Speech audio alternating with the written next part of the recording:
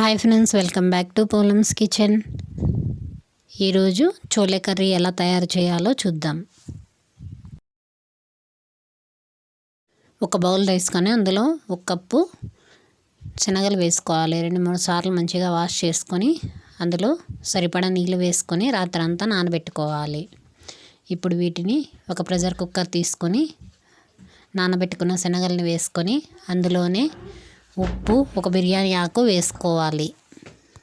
Stove on చేసి stove మీద పెట్టుకొని 4 విజిల్స్ రానివ్వాలి.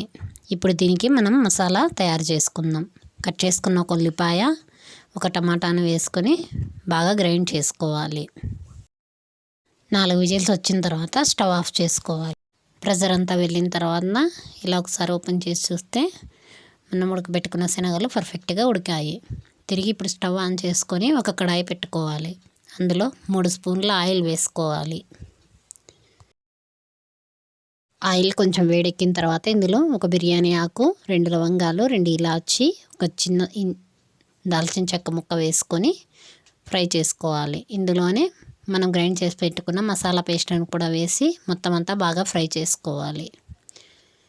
పచ్చివాసన పోయేంత వరకు ఇలా కదుపుకుంటూ ఫ్రై చేసుకోవాలి. ఇలా బాగా మిక్స్ చేసుకున్న తర్వాత లిడ్ పెట్టి ఒక 3 నిమిషాలు కుక్ చేసుకోవాలి. 3 నిమిషాల తర్వాత తిరిగి ఓపెన్ చేసి ఒకసారి మొత్తం అంతా ఇలా కలుపుకొని ఇప్పుడు ఇందులో రుచికి సరిపడా ఉప్పు, 1/2 టీ స్పూన్ పసుపు, 1 స్పూన్ కారం, 1 స్పూన్ ధనియా powder, 1/2 teaspoon garam masala, 1/2 teaspoon జీలకర్ర పొడి వేసుకొని ఈ స్పైసెస్ అన్నీ బాగా ఫ్రై చేసుకోవాలి. సిమ్లోనే పెట్టి ఒక 3 నిమిషాల వరకు బాగా కుక్ చేసుకోవాలి.